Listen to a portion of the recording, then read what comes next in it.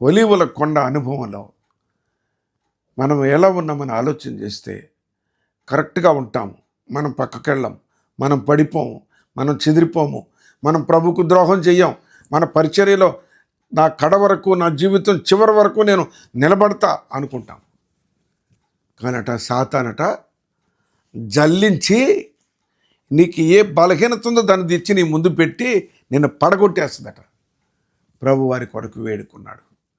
ఆ సంగతి ఆ ఒలీవల కొండ అనుభవంలో మనకు వస్తూ ఉంది. ప్రార్థన చేసుకుందాం. ప్రేమగల తండ్రి, పరిశుద్ధుడా, వందనాలు. అనుక్షణము నన్ను గమనిస్తూ ఉన్న సాతాను, అనుక్షణము ప్రభా నాకు ఒక బాడీ గార్డ్ లాగా నన్ను అంటి పెట్టుకుని ఉంటున్న సాతాను నన్ను ఎన్నోసార్లు పడగొట్టవాలని ప్రయత్నిస్తుంటుండగా నా కొరకు మీరు తండ్రిని వేడుకొని మరలా నన్ను బలపరిచి దాని చేతిలో పడకుండా దాని బలం ముందు ప్రభా, దాని బలం కంటే నా బలము మిక్కిలిగా హెచ్చించి నన్ను బలపరిచి నిలబెట్టుకున్నందుకై వందనాలు చెల్లిస్తూ ఏమిచ్చి నీ రుణం తీర్చుకోగలను తండ్రి.